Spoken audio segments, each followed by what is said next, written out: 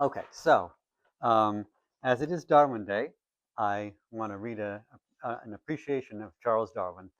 And you may have heard this before, but it's a good one. So, um, as always, in February, we celebrate Darwin Day. On February 12th, back in 1809, Charles Darwin was born.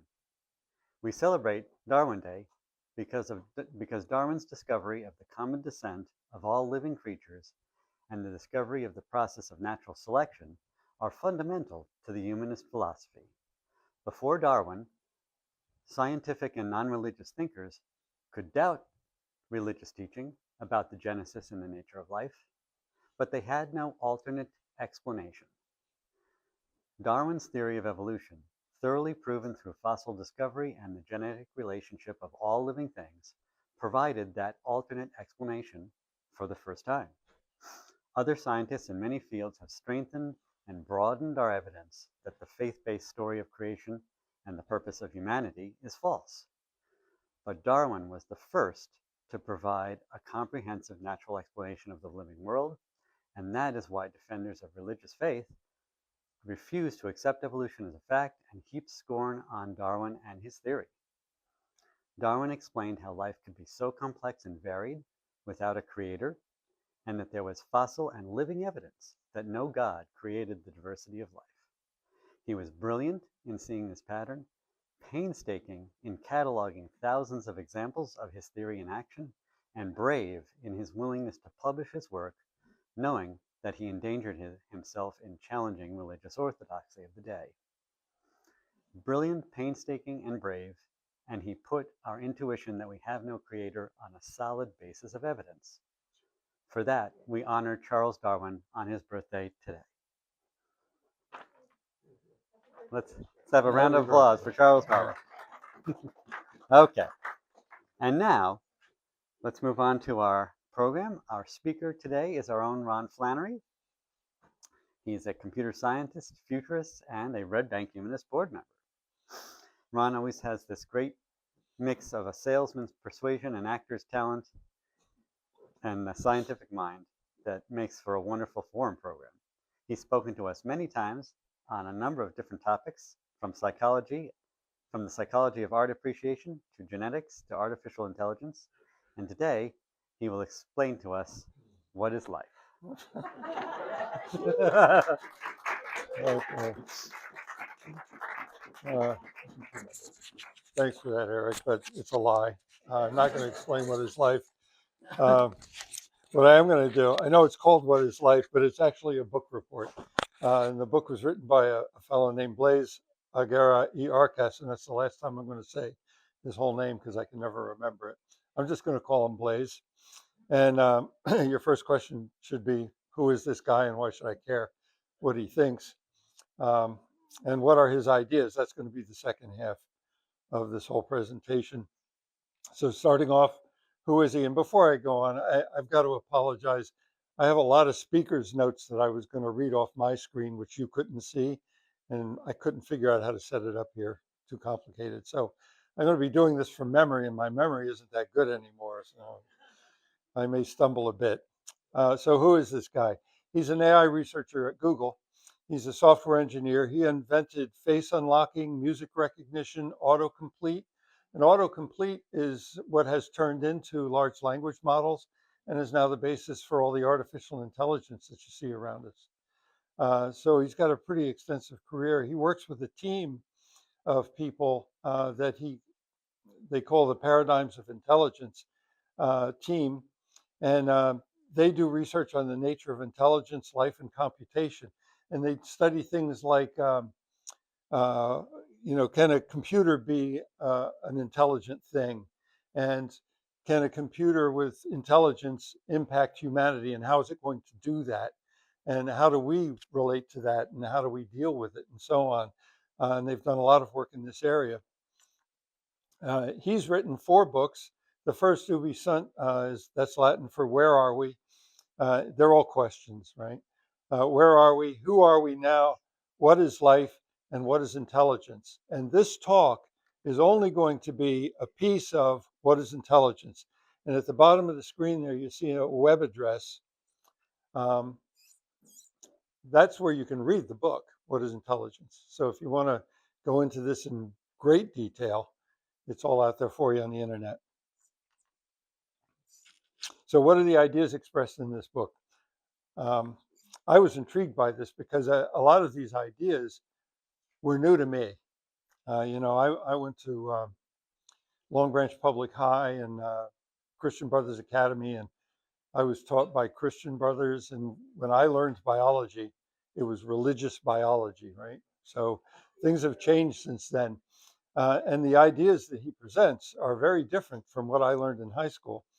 For example, life is inevitable.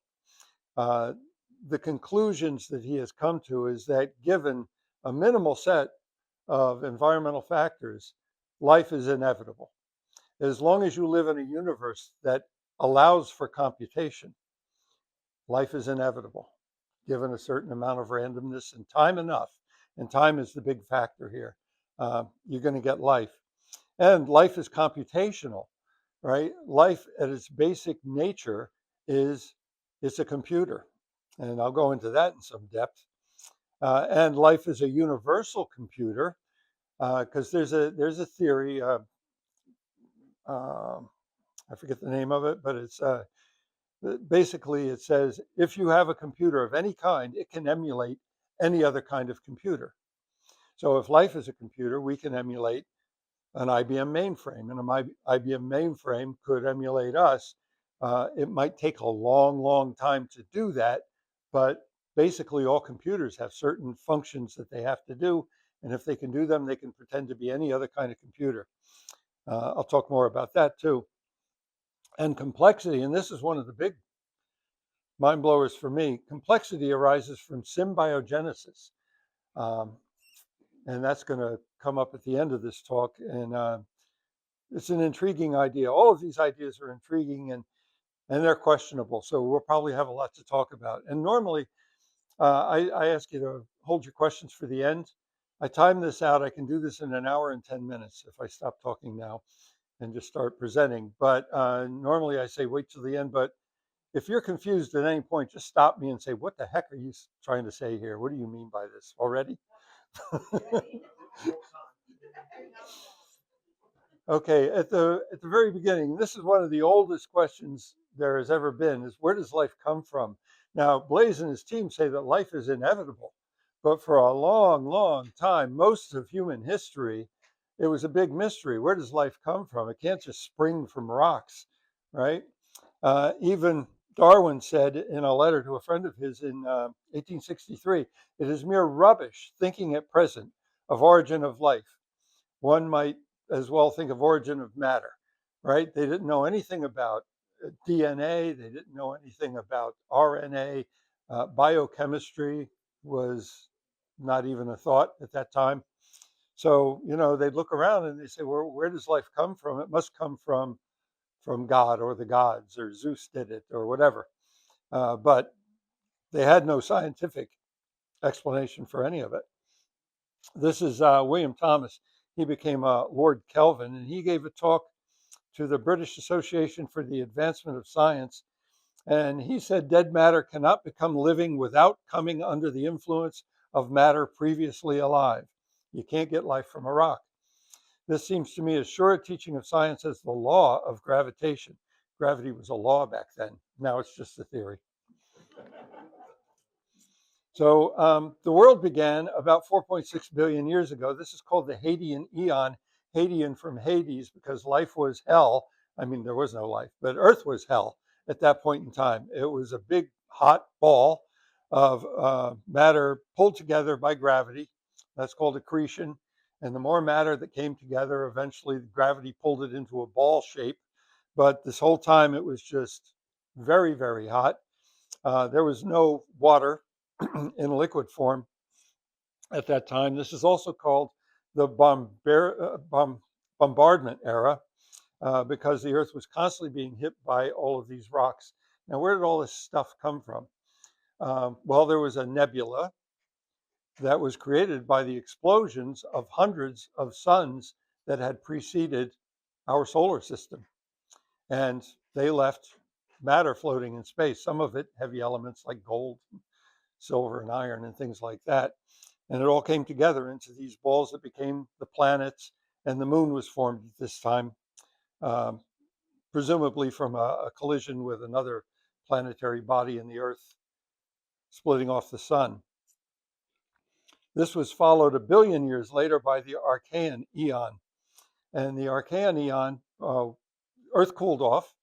We got liquid oceans, and there was an atmosphere, but the atmosphere was methane and carbon dioxide. So life as we know it couldn't even exist at this time, but there was life.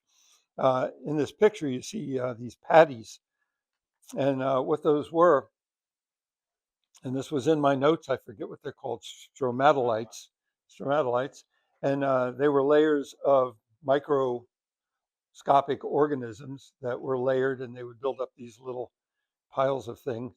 And these developed 100 million years after the Archean eon began. So it only took 100 million years from the Earth cooling down, liquid water forming, to getting actual life on the planet. And the question still comes, where did it come from? And there are two theories. There's transpermia or panspermia and RNA world. Transpermia is the idea that life started somewhere else. And maybe it started on Mars, and then a meteor collided with Mars and blew off another chunk, and that chunk came to Earth, and it came through the atmosphere, and the life that was in that piece of rock landed in the ocean and developed from there. And I have a lot of trouble with this idea because the atmosphere of Mars today is very thin. And a meteor going through the atmosphere of Mars reaches a temperature of 3,000 degrees. And life as we know it can't exist above 242 degrees. So, people come up with explanations. Oh, there were layers of them and all of this stuff, but a little far-fetched to me. But it was always a possibility, right? So what happened was the Japanese sent a mission, Hayabusa 2, to Ryugu, which is an asteroid, and they sent back a sample. And NASA did a similar thing with Osiris, another space mission. They went to Bennu, another asteroid, and they sent back samples. So we got samples from actual asteroids, and we didn't find any life, no life. But what we did come back with was some water. Now, the current theory is all of the water on Earth got here during the bombardment period, coming in on asteroids. So it's not a big shocker that there was water, but it's nice to have that reinforcement of the idea. Also, 20,000 unique organic molecules came back, composed of carbon, hydrogen, nitrogen, oxygen, and sulfur. 33, as many as 33 unique amino acid species came back from the asteroids. Tryptophan, a protein synthesizing amino acid, you had some of this at Thanksgiving. Adenine, guanine, cytosine, thymine, uracil, ribose, and phosphates came back. Now, AGCT, that's the components of DNA. AGCU for uracil are the components of RNA. Ribose is the binder that binds these bases to the backbone of RNA and DNA. And that backbone is made up of phosphates. So all of the components necessary to build RNA existed on these asteroids. Now, how did they get there? That's a good question. Maybe they also formed on Earth, however they formed on those asteroids, right? There have been experiments that have shown that if you pass enough water for a long enough period through volcanic glass, these things form all by themselves. So at any rate, we know we had these elements during the Archean eon, 3.6 billion years ago. We had a liquid ocean, we had an atmosphere, not compatible with life today, and there were hydrothermal vents at the bottom of the ocean that were as hot as 750 degrees Fahrenheit, carrying hydrogen, carbon dioxide, and sulfur compounds. So if you had all those RNA components in an environment like that, maybe they cooked in that soup right? And that's how they came together. But it's still a question, well, how do you take these elements and automatically, magically bring them together and they turn into RNA, right? That's some kind of magic all by itself.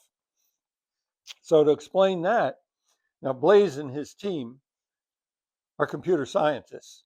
So, when I was a kid, my mother would say to me, if you have a headache and you go to a surgeon, he's going to operate on your brain. So if you go to a computer scientist with a question, how did RNA form? They start talking about the universal Turing machine. So I'm going to talk about it. Alan Turing is who this universal Turing machine is named after. And he's the guy that invented the Turing test. He said a computer would deserve to be called intelligent if it could deceive a human into believing that it was human. And for many, many years, there was a kind of a contest for a computer to pass the Turing test. And there was even prize money. But after a while, they gave up on it. The prize money was rescinded. And then we passed through the Turing test and nobody noticed. So, but we're here. Now, Turing, with a friend of his, John von Neumann, considered one of the smartest people who ever lived, came up with this idea of a universal Turing machine. And you might have seen it in the movie, The Imitation Game. Benedict Cumberbatch, one of my favorite actors. Now, the universal Turing machine, or let me rephrase that.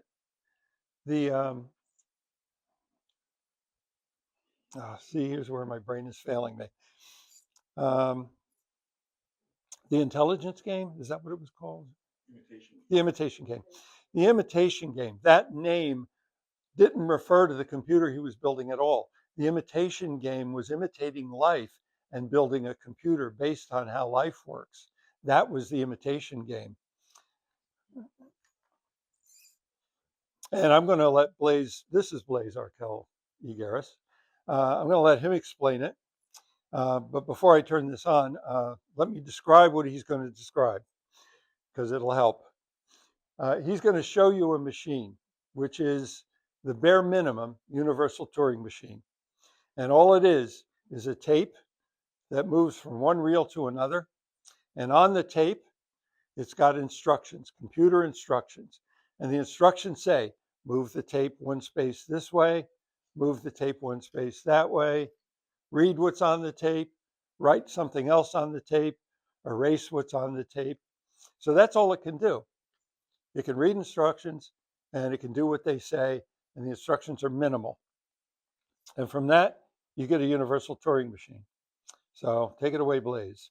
And indeed, the original model for, the theoretical model for computation for a computer, which was introduced by Alan Turing in the 1930s, is sort of a very simplified version of a machine like that one. It's a tape, and it follows instructions to move that tape left or right by one square at a time and read, write, or erase symbols on that tape. What Turing proved was that a very, very minimal system like this one could compute anything that can be computed, given enough time and enough tape. And the point here really is that this is a minimal system for following instructions in order to carry out a function. Now, I think of Turing as one of the two fathers of computer science. The other one was John von Neumann. And von Neumann had a really profound insight that has not been fully appreciated also in the 1940s, early 1950s. He published it in a paper that didn't come out until after his death in The Theory of Self-Reproducing Automata. And his insight was as follows. He was thinking about how it is that a thing made out of Legos, let's say, can float around on a pond in which there are lots of loose Legos floating, and how it can take those Legos and assemble another robot like itself out of those pieces. It seems a little bit like lifting yourself up by your own bootstraps to make something as complex as you are. And he realized that what that would require is for that robot to have a tape inside itself, an instruction tape that says how to build me, and to have something that he called a universal constructor, which would be able to follow the instructions on that tape to assemble whatever the tape says, And as long as the instructions for building the universal constructor itself are included on the tape, then you can have reproduction, you can have healing, you can have growth, basically you can have life. Because what I've just described, of course, is exactly the way a cell works, or in fact the way our bodies work. And the kicker is that this universal constructor is a universal Turing machine. In other words, that thing at the core of all of our cells, of every living system, is computer. It's a computer. This is a paper written by John von Neumann, and in it he talks about the theory of self-reproducing automata. The idea here is, well, how do you have a machine that is going to find components to build another machine? Because that's what life is, right? What if you had a robot in a boat floating on a lake, and the robot was made out of Legos, and there are Legos floating in the lake, and you want to have this robot pull out all the Legos it needs to build another robot just like itself, including the instructions how to build a robot, right? So that's what it's got to be able to do. It's got to have instructions. How do you build the robot? And how do you teach the robot to build another robot? And if you could do that, you would have something called a von Neumann probe, okay? And this is something that Elon Musk is trying to create with his robot, sending that robot to the moon and having it mine materials to build more robots and send them out into space to other planets to make humanity a multi-planetary creature. Well, since you can't hear what he's saying, I'm going to stop him. It's time to turn a caterpillar into a butterfly, and it opens up the genes so that they can express the required proteins, the proteins that are going to make it do what it has to do to be a butterfly. The genes are going to get expressed. They're going to create RNA. The RNA is going to create a string of amino acids, and that's going to fold up into a protein. So there it is. There's the mechanism to do what you have to do. And the instructions have to include how to copy the entity, including the instructions themselves, and that's reproduction, whether it's sexual or asexual. So life is embodied computing. We still don't know how it started, though. So that's, again, the big question. How does it start? How do you get all this stuff to kick off? Well, Blaise and his team 2 years ago wrote this paper, Computational Life, How Well-Formed Self-Replicating Programs Emerge from Simple Interactions. Okay, how do you turn rocks and stones and water and stuff floating in water into living things? They wrote a paper about it. And that's the whole team there, and the first name is Blaise's name. The year after that, they wrote this paper, A Computational Theory of the Origin and Increasing Complexity of Life.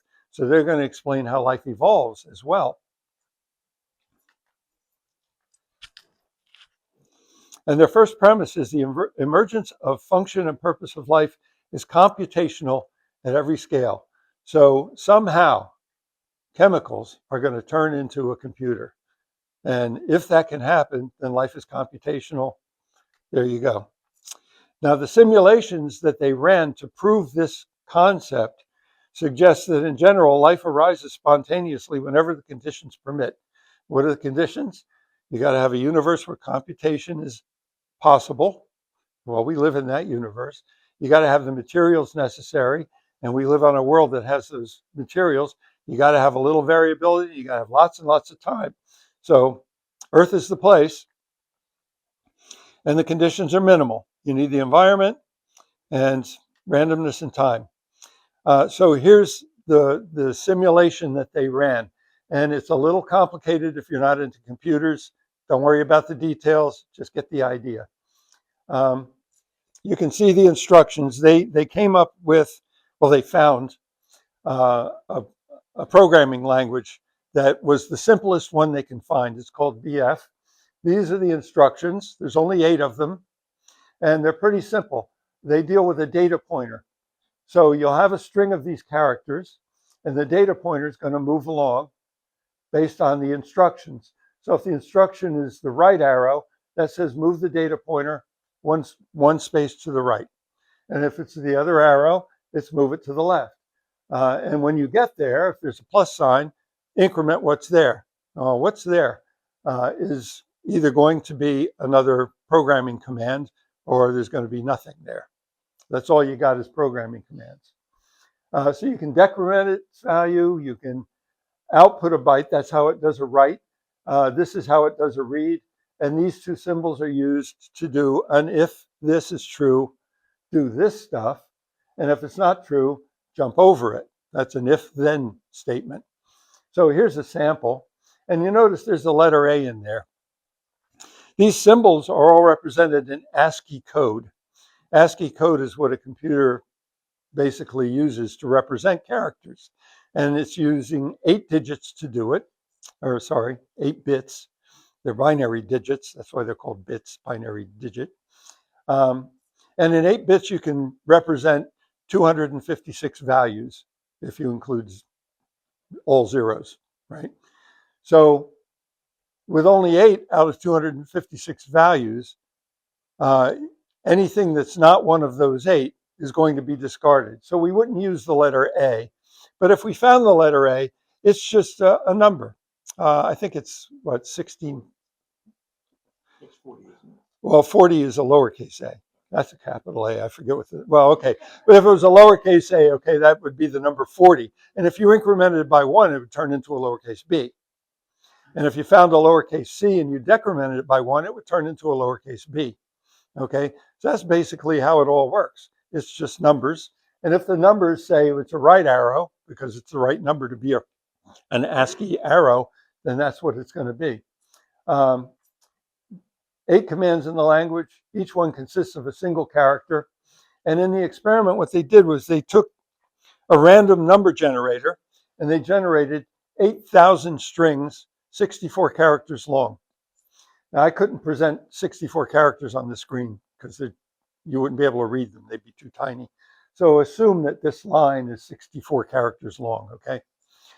So what happens is they generate all these characters. Now, some of them are going to be ampersands and dollar signs and numbers and letters, but those are not commands. So they're going to be shown as blanks. When they run the experiment, you're going to see nothing but blanks. And once in a while, you'll see an arrow or a plus sign or whatever. And the way it works is when they run, they're going to take 2 of these 64 character strings, again, at random, and they're going to pull them out, and then they're going to concatenate them, and then they're going to run it as though it's a program. And if you were a programmer and you learned this language, you would be able to look at this and you'd say, okay, move the data pointer to the right, move it to the right, move it to the right, do nothing, do nothing, do nothing, read. That I can't do that because I'd have to have one of those first, right? So you'd skip over that. Now it's move left, move left, move left, and so on. And when you run this thing, something might happen, or maybe nothing happens. But I'm going to show you when I click this, that at the very end, on the far right end, something changes. And there it goes. Something disappeared. Now, after that is executed, we take it back apart to 264-byte strings again and stick them back in the bucket. That's the experiment. And we do this millions of times. So what happens? Well, this is the start of such a thing, such an event. And you can see at the very top, no interactions have taken place. But if you scan through all these strings, the next thing over, it says there would be 2 operations per interaction if I ran this. 2 operations, meaning on average, you would only find 2 executable symbols in the string. So on average, you're only going to run into 2 of these things. Here you only have 1, it's a plus sign. So as it runs, it would come across and it would say, oh, plus sign, where whatever I'm doing with the data pointer at this time, I'm just going to add 1 to what's there. Now maybe the data pointer is pointing at the very first character because there are no commands here to move it. So it says +1, and whatever was there, maybe it was the letter A, it turns into the letter B. Okay, still pretty useless. Now, when we start out, there are 8,191 patterns in the bucket. 8,189 are unique. Now, the first two are the same, okay? And the two there says there are two of these. And why are they the same? Because they're both completely blank. There's one that's not blank. It's unique, though. And you can see all it is a bunch of blanks and a minus sign. So, you know, not much is going to happen when this thing runs. But it was run. They ran the experiment. I'm going to let you watch it. And when it runs, you're going to see the startup. And this was videoed on Blaze's cell phone. It was the first time it was ever run. So, you know, it's going to go by really fast and so on. But what you're going to see is, a little bit of garbage getting pulled out, slammed together, and put back in the bucket, right? And what you're seeing is just what's in the bucket. You won't see the operations. And you'll get to see it run millions of times. And something amazing happens right in the middle. Here it is running. And you can see random junk. Wait for it. Bang, there it is. A phase change happens. Suddenly that random junk starts looking very similar.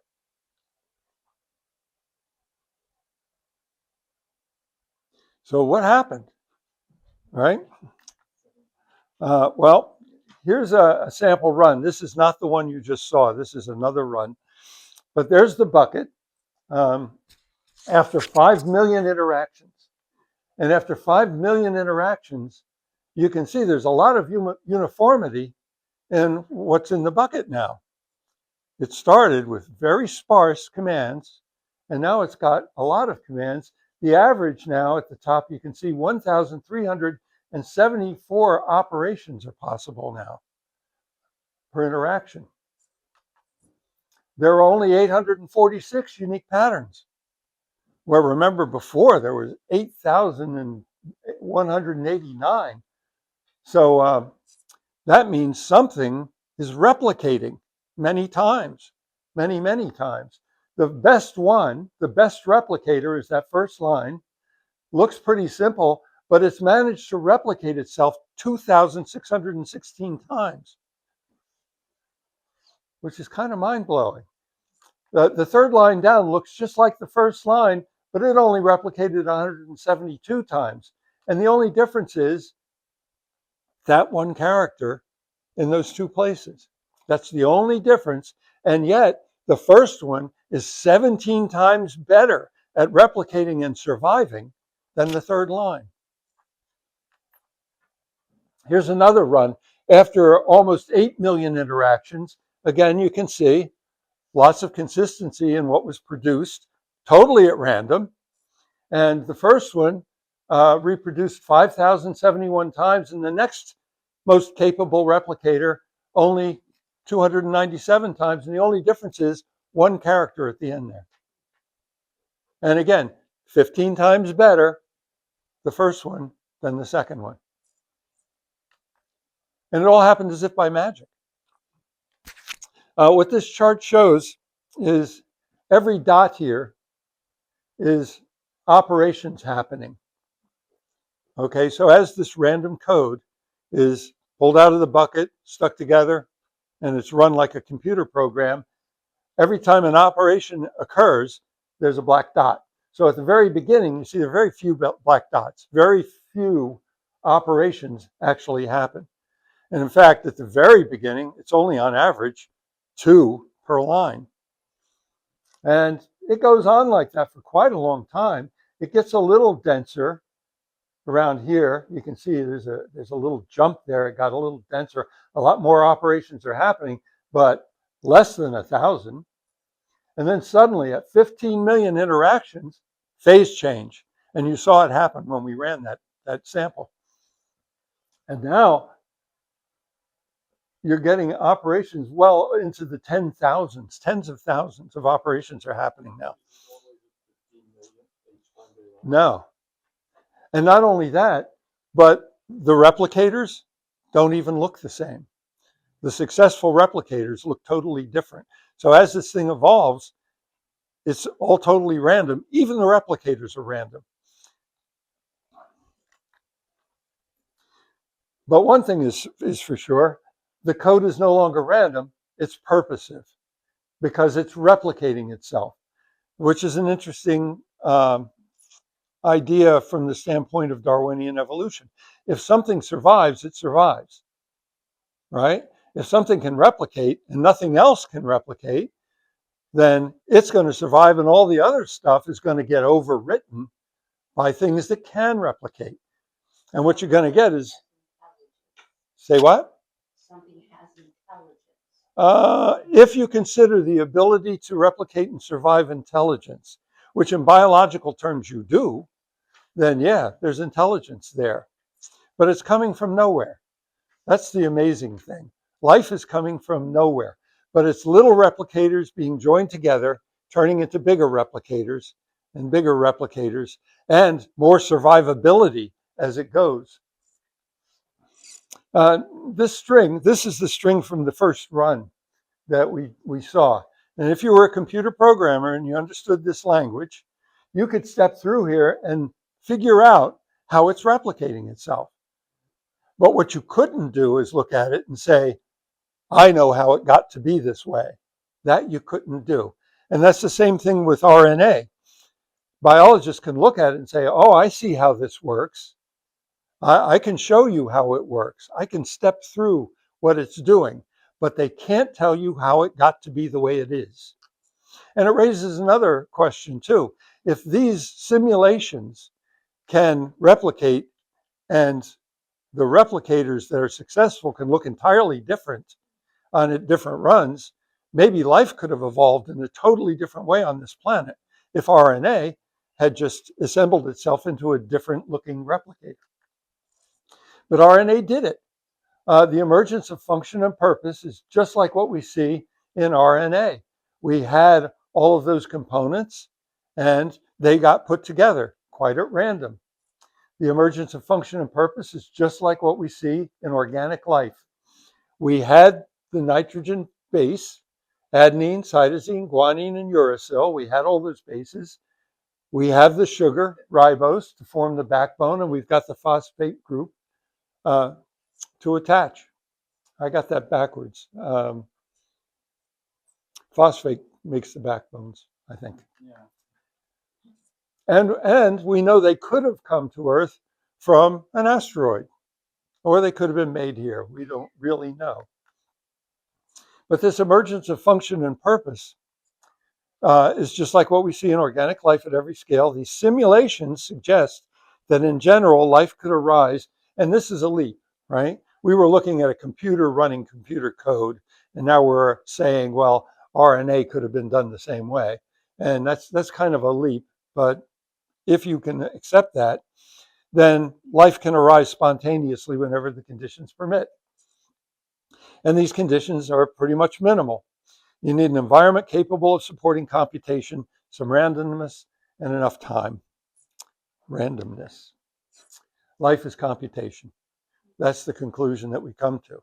Now, how do you test that idea?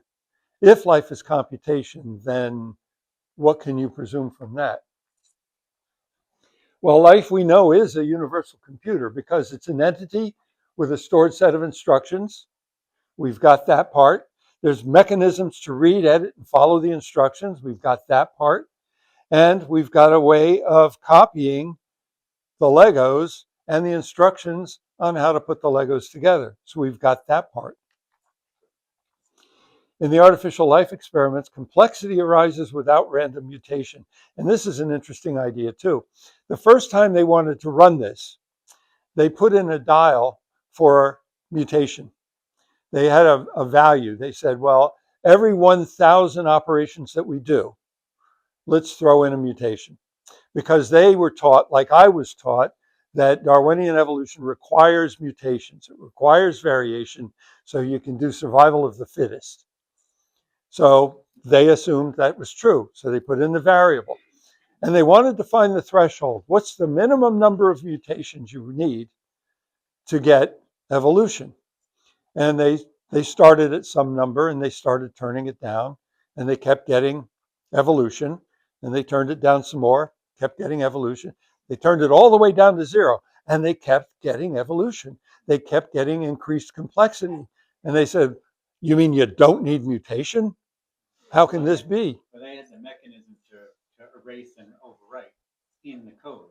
The code was capable of doing the change, so they didn't need exogenous change. It's not like needing mutations. Mutations happen because it's so incompetent replicating. So mutations just happen. There's no way to avoid them. Well, let's leave that as an open question for a minute, and we'll see what goes from there. But anyway, what they suggested at this point was, Darwin's view is evolution is very slow, and it's through natural selection, and mutation is required. And he even wrote in Origin of the Species, we see nothing of these slow changes in progress until the hand of time has marked the long lapse of ages. But in reality, if you go through the archaeological record of life, many changes in life happened abruptly. One of them was the invention of, I'll say invention, but that's not the way it actually works, but the invention of myelin. You can't have vertebrate animals unless you have a central nervous system wrapped in myelin. And myelin just appeared suddenly in the record. So where did things like that come from? That could be a real wise act. I'm sorry? You said myelin. You're talking about how the nervous system has myelin. Yeah. And then you have diseases like MLS, yes. sclerosis. Yeah, sure. So as fast as that can happen, Okay, so anyway, Darwin's view was that slow evolution through natural selection was the rule. And variation is not adequately explained by Darwinian evolution. A bunch of things have happened that were very complex over time. And some of these time spans are very big.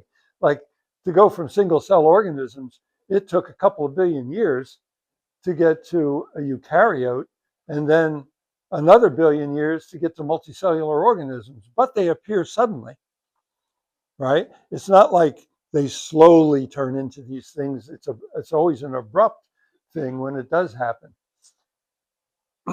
So what accounts for it?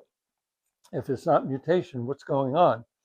Well, what do these transitions have in common? And why do they take place? Well, the thing they have in common is they're sudden. And too bad I can't read my notes to you because I had a bunch of examples. But there are examples of, well, let's skip that because I don't remember. Anyway, they're sudden and they often involve simpler, less complex replicating entities becoming interdependent. Symbiosis happens, right? And then they form some larger, more complex, more capable replicator. So why does that occur?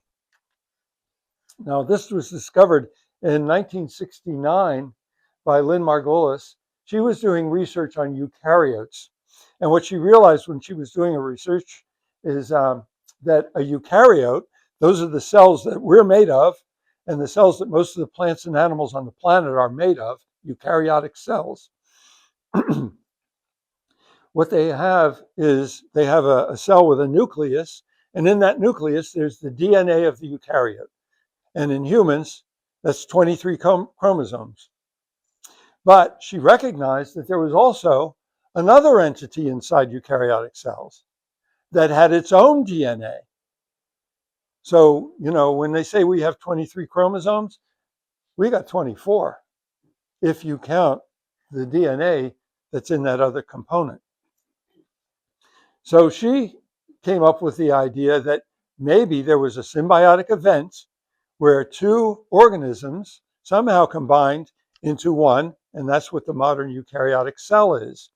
And those two things that combined were prokaryotes. That's what they're called. And the picture at the top, that's a prokaryote. It's a very simple cell. It's got a membrane, and inside the membrane, there's some stuff floating around, part of which is DNA. That's the green squiggly thing there. And then there are ribosomes that allow the DNA to replicate itself. And that's all it's got, right? Pretty simple stuff. They're usually anaerobic, which means they don't use oxygen to do what they do. And the picture below it, though, that's a eukaryote. And look how complex this is. It's got the membrane, it's got the DNA, it's got a nucleus, it's got other components, and it's got these things here and here, which are called mitochondria. And those mitochondria have their own DNA. So they used to be another single-celled organism that joined with a second single-celled organism, and it turned into this complex thing that we're all made out of.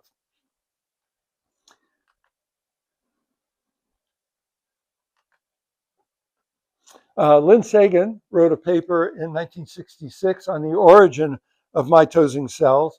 So in 1966, she came up with the conclusion that by hypothesis, three fundamental organelles, the mitochondria, the photosynthetic plastids, and the basal bodies of flagella, were all once free living cells, and they joined together, and that's what a prokaryote is today. And 2005, Japanese scientists determined that the nucleus of the prekaryotic cell was a virus before it became the nucleus of the cell. So pretty complex combination of things had to come together to form the cells we're made out of. And even today, simple bacteria even communicate with each other by passing DNA back and forth and modifying each other with that DNA. Now, bear in mind, if you were here for my talk on the microbiome, a lot of the cells in your body, which are symbiotic with you, are doing this. They're communicating with each other by passing DNA back and forth. Viruses mutate on a regular basis. I mean, how come the flu vaccine doesn't work every year? It's only 10 or 20% effective, because that's going on at the viral level too. Viruses are communicating with each other by passing their componentry. Oops. Species not only branch, they merge. That's the important thing to take from this. And evolutionary branching doesn't adequately explain the constantly increasing complexity of life, but symbiosis does. Symbiosis is ubiquitous and it creates that complexity, and it's been going on for a long time. So classical Darwinism is missing half the story. Symbiosis is more important than evolution, in evolution, than mutation is. Okay? And as we saw in the experiment, once you get to the point where things start to replicate, it happens abruptly. It's a very strong situation once it occurs, and evolution doesn't stop. These things do continue to evolve without mutation, just through this constant combining of the code. And that raises a couple of scary issues, which we might talk about later. But even after whole tape replication, evolution continues. And byte spaces that weren't used in the code, empty cells, well, they might be filled up with other things that make the replicator stronger, make it replicate faster, whatever. But if they improve the viability, they go on. And the code that doesn't work, it goes away, it gets overwritten. So good replicators replace poor replicators as time goes on. And the stronger replicators keep getting stronger. And complex replicating entities emerge after and are made simpler of simpler ones.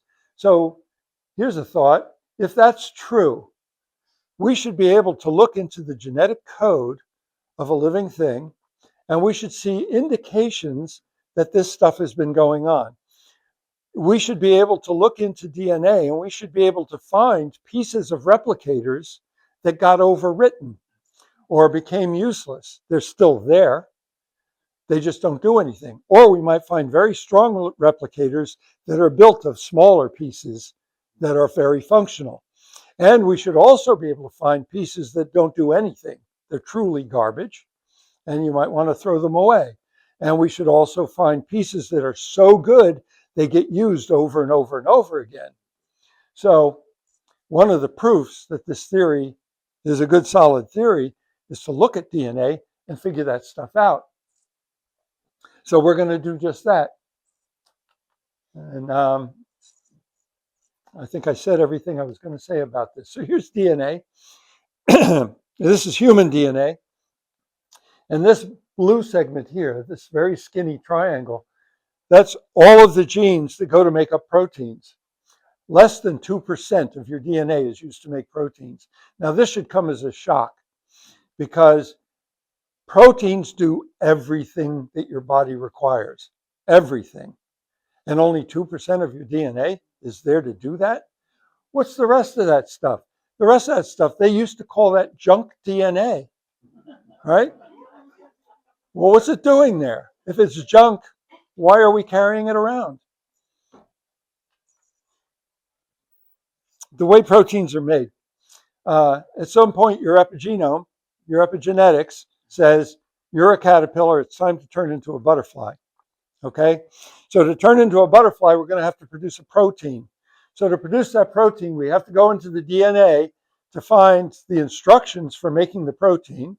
We got to open it up, and then we've got to transcribe RNA using the DNA as a template, right? This is protein code. We copy it to make the RNA, and then we send the RNA off, and the RNA is used as a template to produce a string of amino acids. They come in, they match up 3 of these guys at a time, and based on what the 3 are, you pick one of the amino acids, you make a string of them, and then they break off, and it folds up into a protein, and it's the shape of that protein that makes that caterpillar turn into a butterfly. Of course, it's more complicated than that, but that's what goes on. And only 3% of your DNA does that. Here's a big chunk. This is 9% of your DNA. This is defective viral sequences. Viral sequences. How did they get there? From retroviruses. What a retrovirus does, I think I got it, yeah. A retrovirus, this could be COVID or some other retroviral disease, HIV.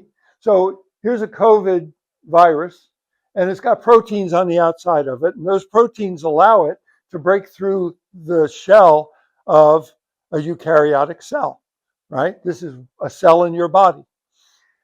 It drops off a package, the package opens up, what's in there? The RNA of the virus. It's carrying around the instructions on how to make a virus. And then that, through reverse transcriptase, it gets included in the DNA of the cell, and then it usurps the normal function of a cell to create proteins to instead create viral RNA that gets encapsulated, buds off, and keeps budding off until it destroys the cell. And all those budded viruses that went out there, they go into other cells. Now you're really sick, and you sneeze in the theater, and somebody catches one of these things, and now it's happening to them. But notice, it's modified the DNA of the cell. Now, if this is part of... Do doctors know any of this shit? I believe they do. If this cell is involved in reproduction, and the DNA has been modified to include the virus instructions, now it becomes part of your germline. All of your kids are going to have this in their DNA. And that explains why, when you look up here, 9% of your DNA is all of these pieces of retrovirus that have come down through our genetic history. And the history of all the animals on the planet, too. So we have a whole bunch of viral stuff going on inside of us. Now, it gets kept. Does it get used? Actually, it does. It turns out that that viral DNA has had a lot of impacts. One of those impacts is, this is a thing called a thyropsid. And up until this point in time, this is 260 million years ago, I think. Don't quote me. all the animals on the planet laid eggs. That's how they reproduced, right? All the complex animals laid eggs. Suddenly, we get a rodent. And this is our ancestor. It's cute. Much better looking than a Therapsid. And the reason is it was infected with a virus that gave it the ability to have an umbilical cord. If it wasn't for that virus, that animal couldn't have had an umbilical cord. It couldn't have participated in live birth. And I wish I could tell you the name of the virus, but it's in my notes, which I can't read. So that one was obviously kept, and it became part of the normal genetic code that we use every day. I'm sorry? Why would that give an advantage to the mammals?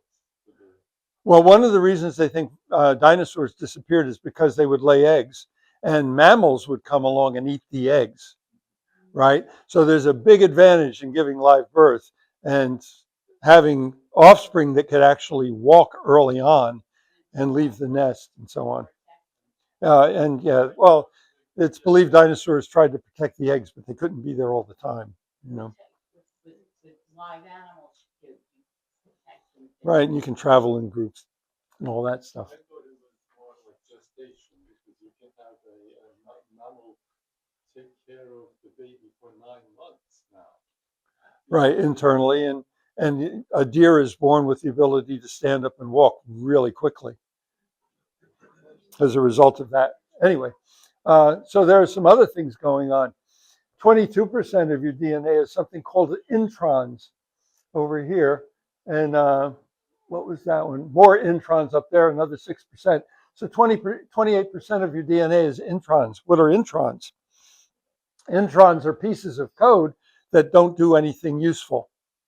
So when RNA is created, RNA is being created, and you're getting that string that's going to turn into a protein. Before that protein is built, the RNA can edit itself and say, oh, there's a piece I don't want, and chuck it out. Your RNA gets reconstructed before it's turned into a protein, and introns are the things that don't get included. So that's code that's not useful. And the RNA, just like a universal Turing machine, just like a computer, is editing its own code to disregard the intron. There's some other stuff in there, a lot of stuff. 45% is called transposons. So transposons, what do you suppose they are? That's code in your DNA that can actually be used in multiple places. And there's a function that allows it to be copied from one place in RNA to another place in RNA. And it can be also cut and pasted from one place to another place. Self-editing code. So it's computational. And then there's a whole bunch of other stuff that's not DNA, and it's 83% of your code is stuff that is leftovers. It's leftovers from viral infections. It's leftovers from code that could reproduce into code that did it better.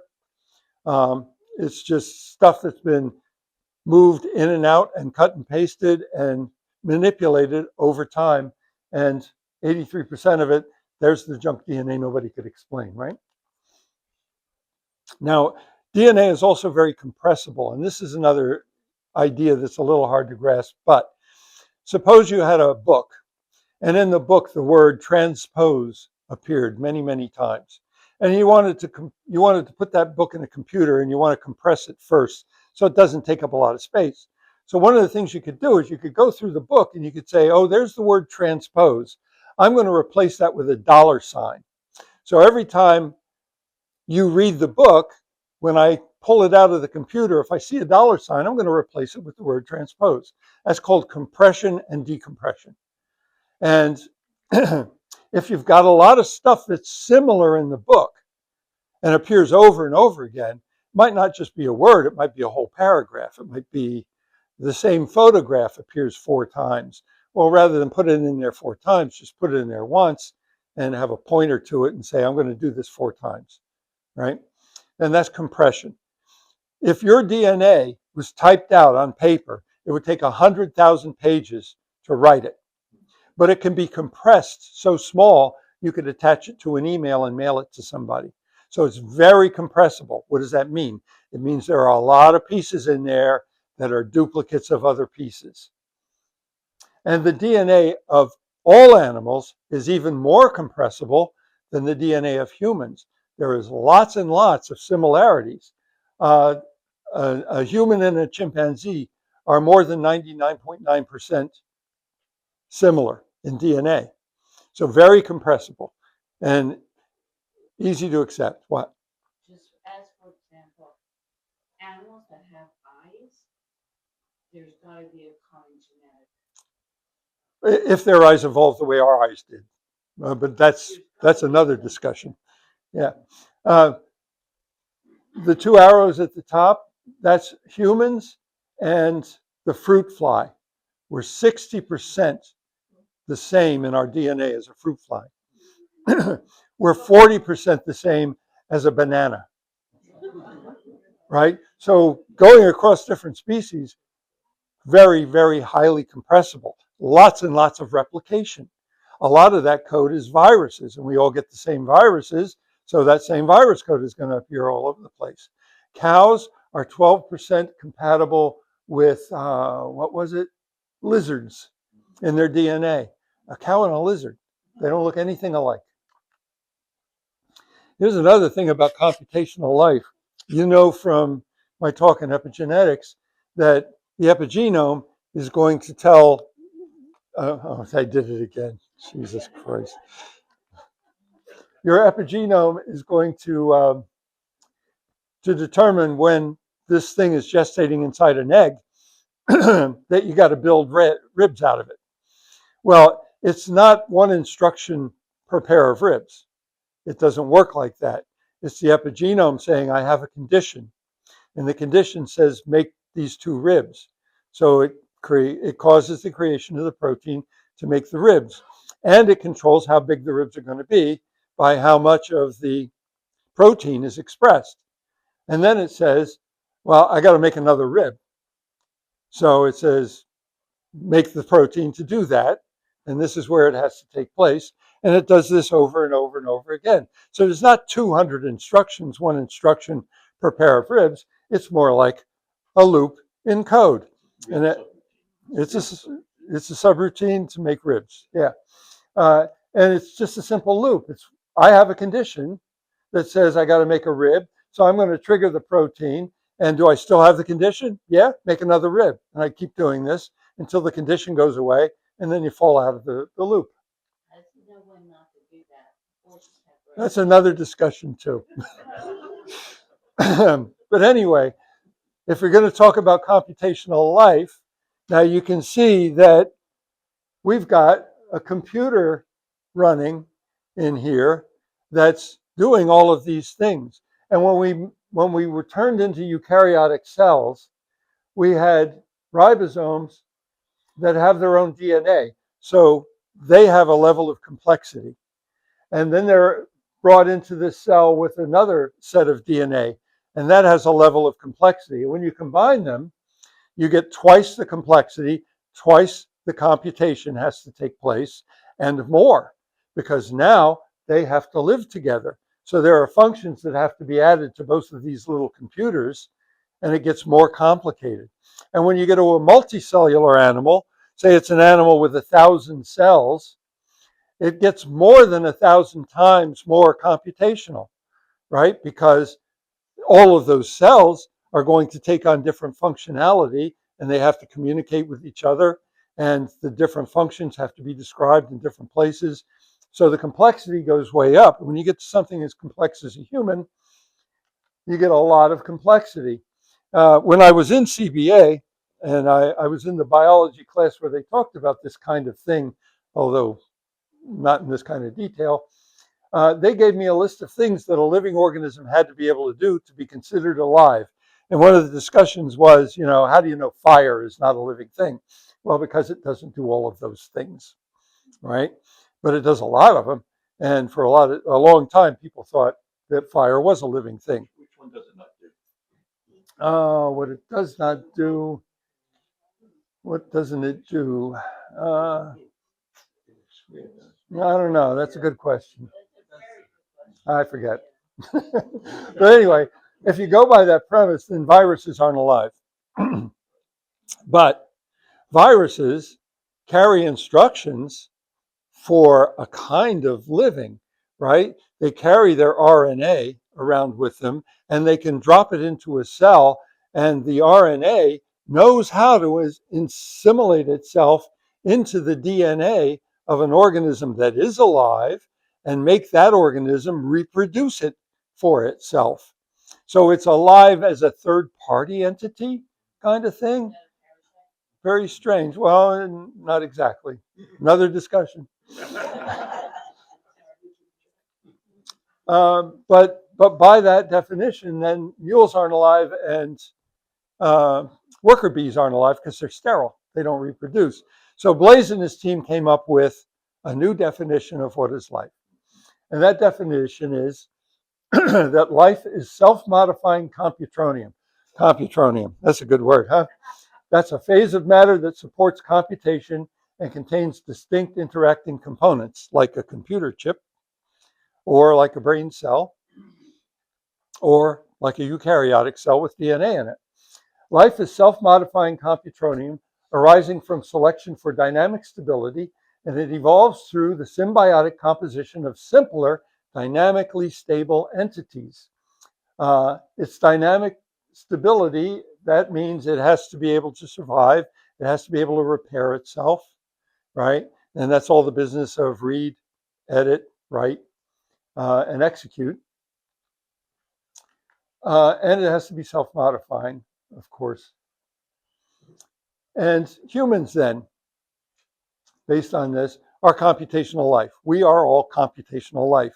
We're basically meat computers that have the ability to do a bunch of really marvelous things.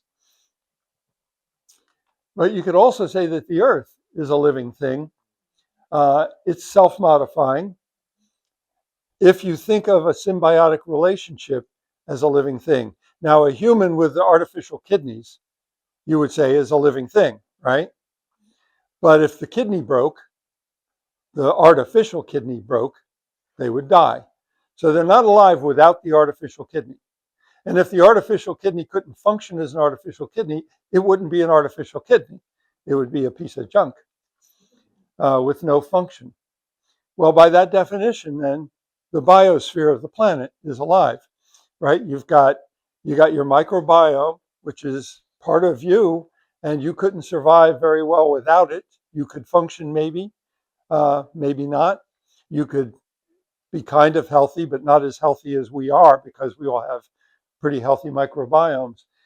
And plants and animals are also benefited by the microbiota in the world.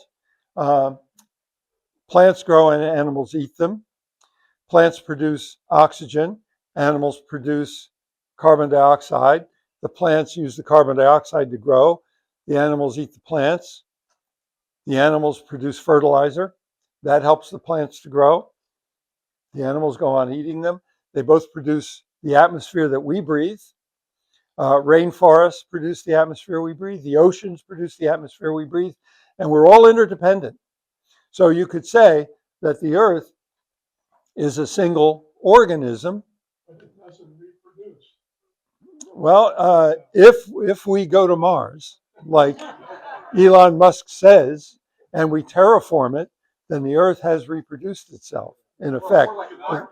We're more like a virus. But the microbiome will be replicated. So, and we're all part of that system. Now, this is where Blaise steps off a cliff. Most of that book, What is Intelligence, is not about this stuff.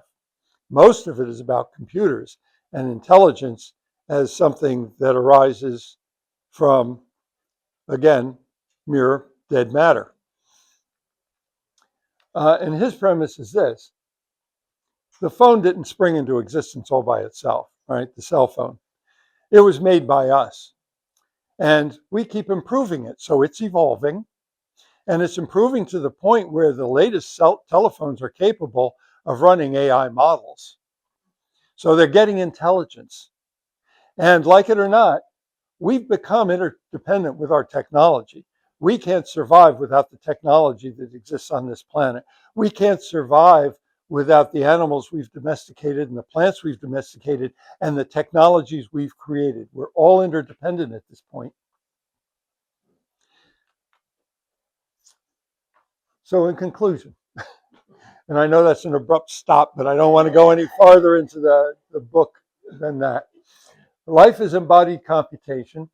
Given the right conditions, life is inevitable. Life as a function is not limited to biology, because if you combine artificial prosthesis to a human, they're still alive, and they're alive with that prosthesis. Life becomes more complex through symbiosis, and symbiotic entities can be viewed as an instance of life. A prokaryote is not three separate animals, it's one. Okay. A eukaryote, sorry. Dick. There's one critical piece missing, Which is? energy and entropy. Well, energy and low entropy energy make all that money. right. Well, remember at the very beginning, we were down at the bottom of the ocean and we had those hydrothermal vents cranking out 750 degrees, a lot of energy, a lot of thrashing going on. So at that point we had it. Now you have the eukaryotic cells generating ATP, which is the energy that we run on. But if we stop getting sunlight, everything would stop. Everything would stop, sure. What it says in the description, if you go back to it, it says, if the right conditions are there. Right. You got to have the stuff. Yeah. The right stuff. Yes. So this guy, what is Clay's ultimate goal? Is it to create cells? No. He works for Google, and Google is producing artificial intelligence, and that's causing a big stir because a lot of people are running around with their hair on fire saying we're all going to die. AI is going to kill us. Robots are going to kill us, right? And his team is trying to determine how to make robots and AI part of humanity. And if you look at the guy that wrote The Singularity is Coming, Kurzweil, he says we have to become part of AI. AI has to become part of our symbiotic future if we want to survive. Say, oh, that can be part of us, but we have complete control over it. I'm concerned about losing the control.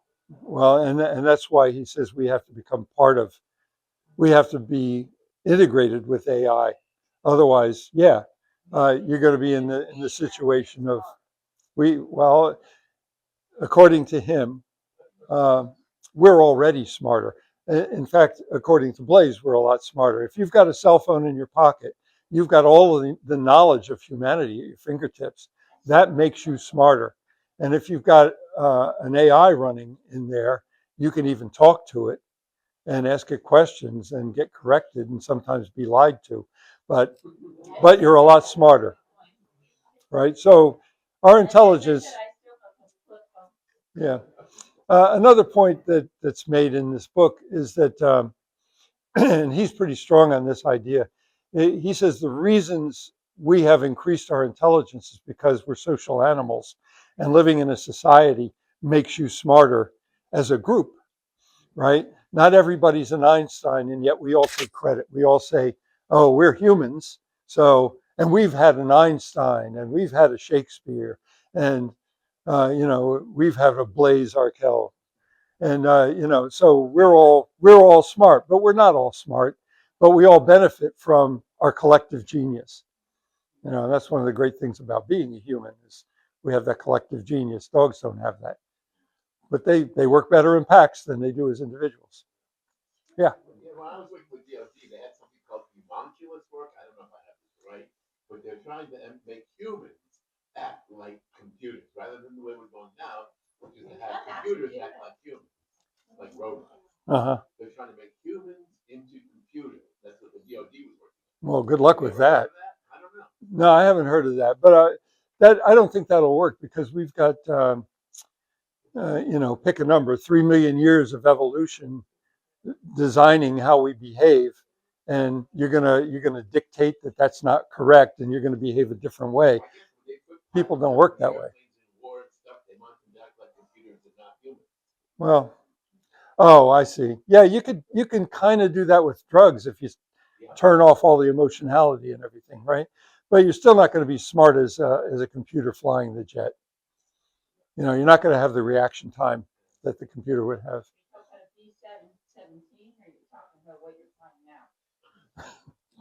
Yes. So what, it's Paul, right? Yeah. So in philosophy in college, I learned about this homunculus, right? And I think what you're saying is that it removes all decision making, kind of like how the Holocaust happened. All he had to do was flip one switch. He didn't have to do the whole process of murdering, right? So if you're a homunculus, all you do is you flip the switch on or off. It's 0 or 1. And then it goes to Pat, and then Pat flips her switch 0 or 1. Eric does his 0 or 1.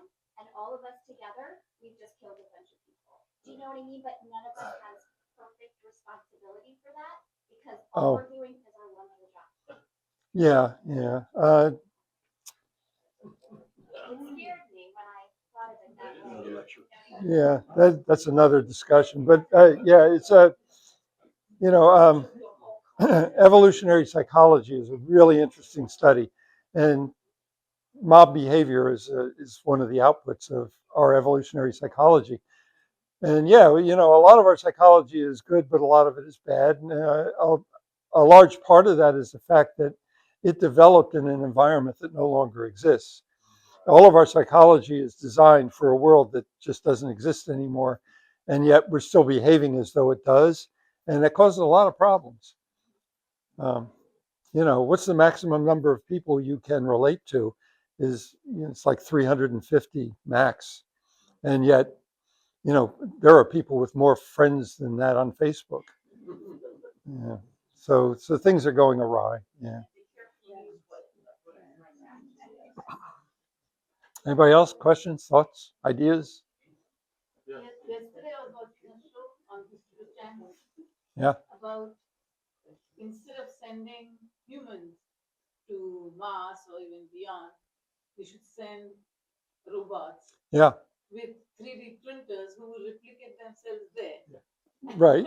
A von Neumann probe is what that's called. One day they will be so independent of us, they won't give us back the data that Right, and that's a common kind of motif, and one of the big questions in the Drake equation is, if that's the way things are going to go, then the universe should be populated with robots already, and we don't see them, or maybe we do and we just don't know it. But where are they? Every device you have, they actually exist everywhere. Computers, they're everywhere. They'd be everywhere. Yeah. We've been discussing in my mind something that is relative to this thing. I was wondering if there's been any research into the quantum world.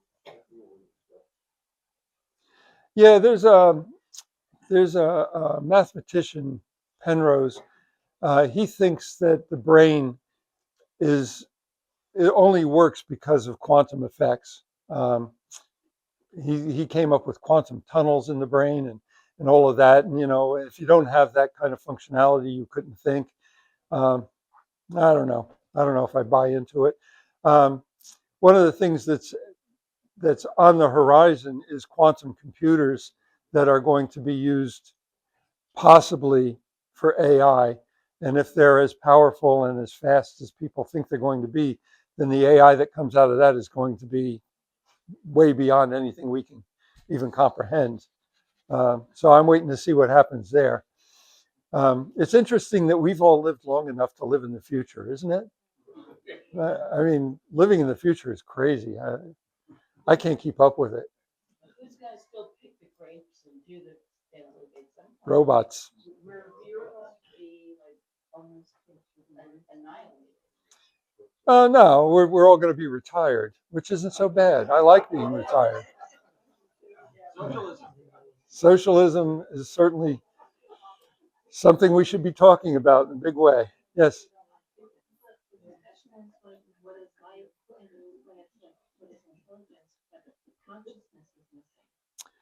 Well, the thinking nowadays is that consciousness is an emergent property of intelligence. And I believe that. Yeah, we have that. AI will. AI might today. There's a recent event that happened. I don't know if you guys are aware of this. It's called Open Claw. How many people have heard of Open Claw?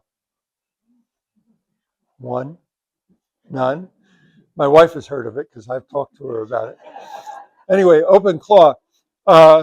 Some guy on his own put together a system, an agent, an AI agent that runs on a computer that he has in his house. He put this thing together. And what it will do for him is he will give it a task. He'll say, I'm going to book a trip to Spain, and I'm not sure when I can go, and I don't know how much I can spend, and getting airlines and booking a hotel and yada, yada, yada, and I don't want to spend too much money and so on. Figure it out for me. And he leaves it running and he goes to bed. And this thing goes on the internet all by itself, and it does all the research necessary. What's the cheapest way to get to Spain in a reasonable amount of time? And it looks at his calendar on the computer, and it says, when is he available to make this trip? All right, and is that a good time to go to Spain or not? And it's making all these decisions, and it picks out the flights he should be on, it picks out the hotels he should stay in, it figures out how much it's going to cost him, what he's going to eat while he's there, what he should go see based on the interests that it has pulled out of all of the emails he's ever written and all of the places he's ever gone to and all the things he's ever done that are accessible by this computer. And maybe it's in this computer that it's accessible. Maybe it's out on the internet and social media, whatever. And it goes out and it does all this stuff. And the next morning he wakes up and it's got a report for him and it tells him all about it. So he made this thing and he called it Claudebot. He called it. He got grief from the people that made the AI called Claude, so he had to change the name. And now it's down to Open Claw after a couple of iterations.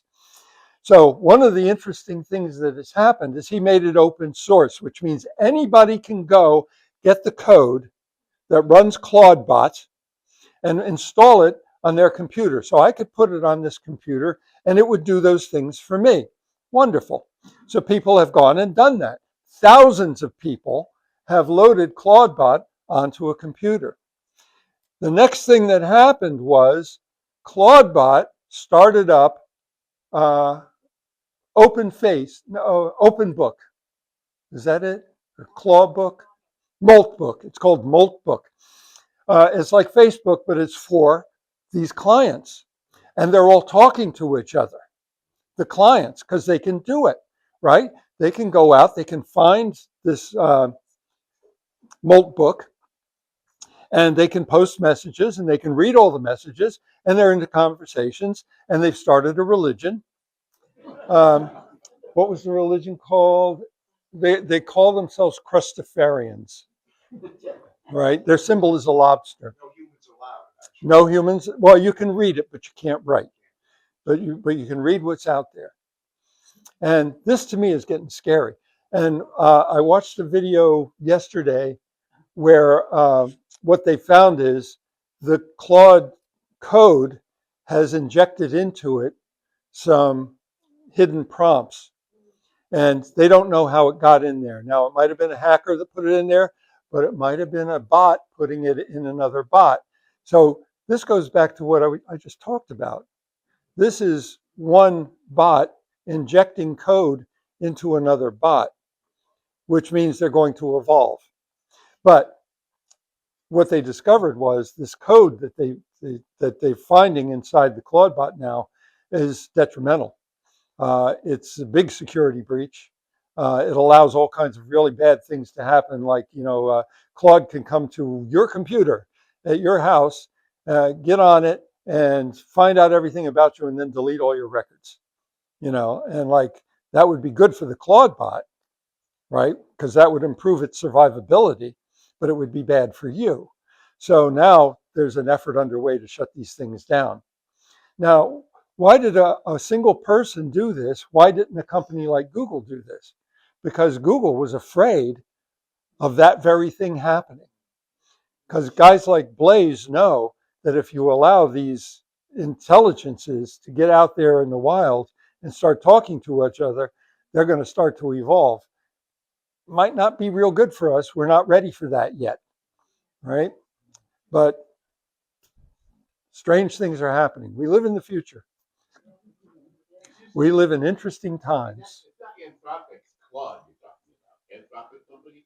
No, Claude. no, it's some guy who he just put it together on his own. Because, like the Chinese, they produce these AIs that are open source.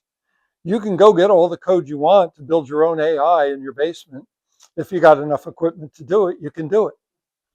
And this guy did it. So how do you spell Claude? C-L-A-U-D-E. Maybe. I think it was C-L-A-W-D originally.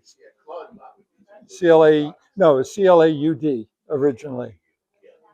Yeah, but look it up. It's easy to find. You can Google anything, right? Or you can ask an AI, just describe what I described, and the AI will go find it for you. How many people here use AI on a regular basis? 1, 2, 3, 4, 5, 6, 7, 8. Shows up whether I want it or not. It shows up whether you want it or not. If you drive a car with GPS, you're using AI. And Google knows where you're going. Knows where you've been. I've had where, like, I would typically go to a yoga class Saturday morning. It doesn't even wait for me to put it in. It just, like, are you going to yoga? It reads your calendar. And on your calendar, it says yoga class. It's not even on my calendar. No? It reads the pattern. It's Okay. like Saturday morning, that's where I'm going. Yeah, what kind of car do you drive? What is that? This was my old car. It wasn't the car. It was my cell phone. The cell phone? I Yeah. still got my cell phone with me. Maps? Google Maps? Yeah, that's got AI in it now. And they're being nice to you. They're helping you, right? They're doing you a favor. I got Alexa Plus, which is the AI inside Alexa now. And it drives us crazy. Because we'll ask it a question and it doesn't hang up immediately. It listens to see if we want anything else. And it starts a conversation about whatever. And we're constantly screaming at the thing, shut up. Stop. Alexa, stop. Okay, well, I'm done. You guys done? Okay, thanks. Thanks a lot.